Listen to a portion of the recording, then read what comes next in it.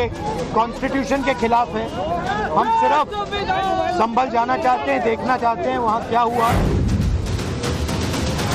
Parliament में उठा नहीं रहे, वहां जा रहे हैं। और यहां पर दोनों पार्टियों के बीच में देखिए कितना बेहतरीन द्वंद्व चल रहा है कि जहां समाजवादी पार्टी ने जब अपना विषय ही चेंज कर दिया तो कांग्रेस पार्टी को मजबूरन उसी दिशा में जाना। संभल में हुई हिंसा के 11 दिन बाद भी सियासत में संभल को लेकर उबाल है। रेस छिड़ गई है मुस्लिम वोट बैंक की। क्या सपा, क्या कांग्रेस, कोई भी इस रेस में खुद को पीछे नहीं दिखाना चाहता। बावजूद इसके कि संभल में 10 तारीख तक निषेधाज्ञा लागू है, पहले सपा और फिर कांग्रेस के डेलीगेशन ने संभल पहुंचने की नाकाम कोशिश की। दिल्ली में ही मौजूद राहुल गांधी के रणनीतिकारों को लगा कि संभल की रेस में कांग्रेस पिछड़ रही है, लिहाजा उतार दिया गया खुद कांग्रेस के युवराज राहुल गांधी और उनकी बहन प्रियंका को। हाईवे पर हंगामा हुआ, लंबा जाम लगा। राहुल गांधी कार से बाहर निकलते भी दिखे, लेकिन आखिरकार उन्हें उल्टे पैर वापस लौटना पड़ा। लौटते लौटते राहुल कहते गए कि उन्हें रोकना संविधान को धत्ता बताना है। एज एलओपी मेरा अधिकार बनता है कि मैं जा सकता हूं, मगर तब भी वो मुझे रोक रहे हैं। मैंने कहा है कि मैं अकेला जाने को तैयार हूं, पुलिस के साथ जाने को तैयार हूं, मगर उन्होंने वो भी बात एक्सेप्ट नहीं की और अब कह रहे हैं कि कुछ दिनों में अगर हम वापस आएंगे तो फिर वो हमें जाने देंगे। ये एक्चुअली जो एलओपी के अधिकार हैं उसके खिलाफ है। मुझे अलाउ करना चाहिए। कॉन्स्टिट्यूशन है ना,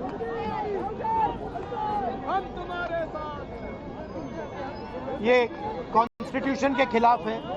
हम सिर्फ संभल जाना चाहते हैं, देखना चाहते हैं वहाँ क्या हुआ। पार्लियामेंट में उठा नहीं रहे, वहां जा रहे हैं।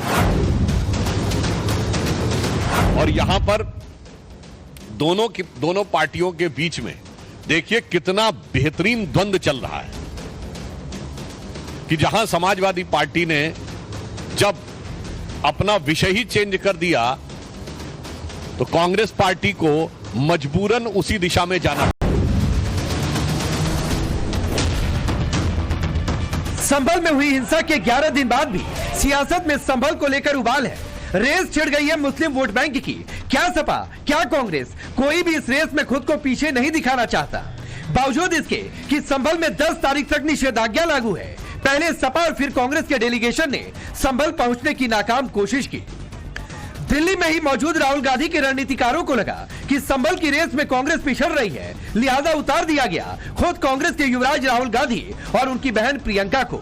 हाईवे पर हंगामा हुआ, लंबा जाम लगा। राहुल गांधी कार से बाहर निकलते भी दिखे, लेकिन आखिरकार उन्हें उल्टे पैर वापस लौटना पड़ा। लौटते लौटते राहुल कहते गए कि उन्हें रोकना संविधान को धत्ता बताना है। सड़क पर करीब 2 घंटे तक रहे। इस दौरान मीडिया में छाए भी रहे। राहुल का संभल की ओर रुख करना सपा को अखर गया। रामगोपाल यादव ने तो 2 टूक कह दिया कि राहुल गांधी और कांग्रेस ने संभल पर संसद में तो नहीं बोला, अब वहां जा रहे। पार्लियामेंट में उठा नहीं रहे, वहां जा रहे हैं। तो क्या मुस्लिम वोट बैंक की रेस ने कांग्रेस सपा को आमने सामने लाकर खड़ा कर दिया? क्या वोट बैंक की पॉलिटिक्स के लिए कांग्रेस को मजबूरन ही सही सपा की पीठ पर आना पड़ा?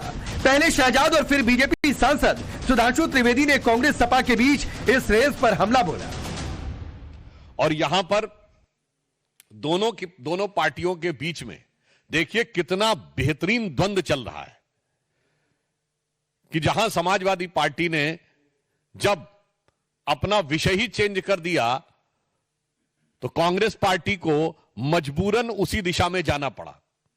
शायद कांग्रेस को लगा होगा कि सपा ने हमसे ज्यादा माइलेज ले लिया है, तो कांग्रेस को लगा होगा हम तो बड़ी पार्टी हैं, हमारे पास बड़े बड़े कई नेता हैं, हम अगर कोई ऐसा कार्य करें जिसमें बेहतर फोटो आप दिखेगा तो मीडिया माइलेज हम ज्यादा ले सकते हैं। पर रामगोपाल यादव जो समाजवादी पार्टी कांग्रेस की साथी है, वो कहती है कि ये ड्रामा है, पार्लियामेंट में उठाते नहीं है इस विषय को और वहां पर जाकर फोटो ऑप करना चाहते हैं। मतलब कैसे सपा और कांग्रेस में मुस्लिम वोट बैंक की तुष्टीकरण के लिए एक कंपटीशन शुरू हो चुका है। ये वही लोग हैं जो राम गोपाल मिश्र से मिलने कोई नहीं चाहता, शिमला में हिंदुओं पर अत्याचार होता है कोई नहीं चाहता। ये उनका दोहरा रवैया दिखाता है। यूपी के डिप्टी सीएम केशव प्रसाद मौर्य ने भी दो टूक कह दिया कि सपा कांग्रेस में होड़ इस बात की है कि मुसलमानों का सबसे बड़ा हमदर्द कौन है। यह मानता हूं कि समाजवादी पार्टी और कांग्रेस पार्टी में इस बात की होड़ लगी हुई है कि मुसलमानों का सबसे बड़ा हमदर्द कौन है। दूसरा, दोनों को एक गहरा घाव लगा है, राजनीतिक घाव। समाजवादी पार्टी को इतना गहरा जख्म लगा है कि अभी मलहम बहुत लगा डाला है, लेकिन वो घाव पर कोई असर नहीं पड़ रहा है, क्योंकि उपचुनाव में समाजवादी पार्टी बुरी तरीके से हार गई है और 2027 का सत्ताधीश बनने वाले थे और 47 तक उनका कोई राजनीतिक भविष्य दिखाई नहीं देता। शांति व्यवस्था भंग करने के जिम्मेदार पुलिस प्रशासन के अधिकारी हैं। जिस प्रकार से हमारे समाजवादी पार्टी के डेलीगेशन को रोका और आज कांग्रेस के माननीय राहुल गांधी जी डेलीगेशन जा रहा था उनको रोका, तो इस चीज से ये साबित होता है कि ये तानाशाही आदेश जारी कर करके पुलिस प्रशासन अपनी साजिश पर पर्दाफाश नहीं हो जाए इसलिए रोक रहा है। तो क्या संभल जाने की रेस वाकई खुद को मुसलमानों का हमदर्द साबित करने के लिए है? बहरहाल संभल हिंसा मामले में नया खुलासा हुआ। खुलासा, हिंसा में इस्तेमाल पाकिस्तानी हथियारों का संभल हिंसा की जांच में जुटी टीम को नालियों से पाकिस्तानी फैक्ट्री के कारतूस मिले। पाकिस्तान ऑर्डिनेंस फैक्ट्री का 9mm का खोखा मिला। शव वाली जगह पर फायर POF 9mm 6826 का खोखा मिला। FN स्टार का खोखा मिला जिस पर स्ट्राइकर पिन का निशान है। अमेरिका की फैक्ट्री में बने कारतूस भी बरामद हुए। Made in USA 12mm bore का कारतूस मिला। अब तक कुल 6 फायर किए गए कारतूस बरामद हुए। ये उत्तर प्रदेश की पुलिस का कमाल है और ऐसा कमाल नहीं है। आप उत्तर प्रदेश की कई घटनाओं की छानबीन करोगे आप तो बहुत सारे इस तरह के कमाल आपको देखने को मिलेंगे।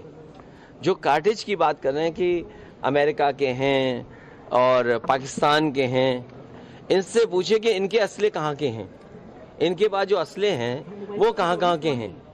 और सच्चाई तो ये है कि पुलिस भी ऐसा काम करती है किसी को फंसाने के लिए। उत्तर प्रदेश की भारतीय जनता पार्टी की सरकार में पुलिस केवल फंसाने का काम कर रही है, न्याय नहीं दिला रही है। संभल के मामले में एक बहुत चौंकाने वाला खुलासा हुआ है। संभल में फॉरेंसिक टीम को कुछ कारतूस ऐसे मिले हैं जो पाकिस्तानी आर्मी द्वारा मेड है, यानी भारत के भीतर गृह युद्ध छेड़ने के लिए, जंग छेड़ने के लिए साजो सामान तक कुछ लोगों ने तैयार करके रखा है और इनके लिए कैसे वकालत करने का काम आज विपक्ष के तमाम नेता कर रहे हैं। ये वो लोगों के साथ खड़े हैं जो पाकिस्तान के असलहों के साथ हिंदुस्तान की पुलिस पर फायर झोंकने से बाज नहीं आ रहे। ऐसे लोगों के खिलाफ आतंक निरोधी कानूनों के तहत कठोरता से कार्रवाई करने की आवश्यकता है। ये देशद्रोही लोगों के प्रति किसी प्रकार की उदारता नहीं हो सकती। पाकिस्तान का लिंक संभल हिंसा से जुड़ने के बाद जांच में NIA की भी एंट्री हो सकती है। मामला संवेदनशील है। होना तो चाहिए था कि निषेधाज्ञा लागू रहने तक सियासी दलों को संभल से दूरी बनाकर रखनी चाहिए थी, लेकिन सवाल वोट बैंक का है तो कोई इस रेस में पिछड़ना नहीं चाहता, फिर चाहे इसके लिए आम जनता परेशानी क्यों ना हो, जैसा कि आज हुआ। Bureau report, times now Bharat.